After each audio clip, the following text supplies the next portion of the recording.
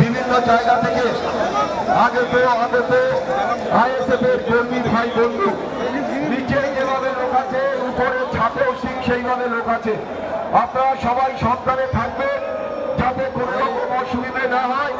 আমি সবার কাছে অনুরোধ রাখবো যে আজকে এই মিটিং প্রমাণ করে যে আইএসএফ ক্যানিং পূর্ব বিধানসভায় হারিনি, যেখানে চিটিং করা হয়েছে।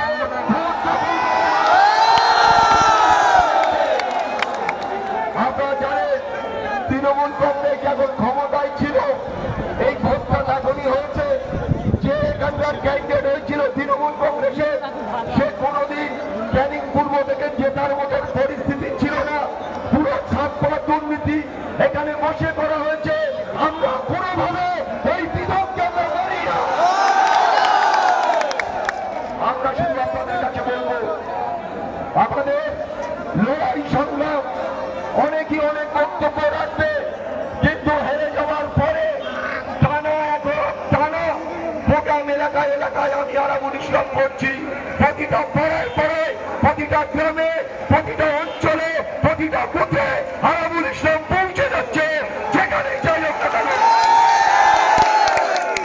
আমি শুধু বলবো 21 সালের ভোটের কথা নয়, এবারের ভোটের কথা আপনাদের মাথায় রাখতে হবে।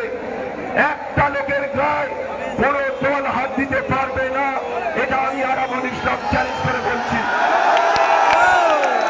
আইএসএফের কর্মীদের গায়ে আমি বলবো একটা দল কেন্দ্রের সাথে তাদের লড়াই নেই, কিন্তু বন্ধু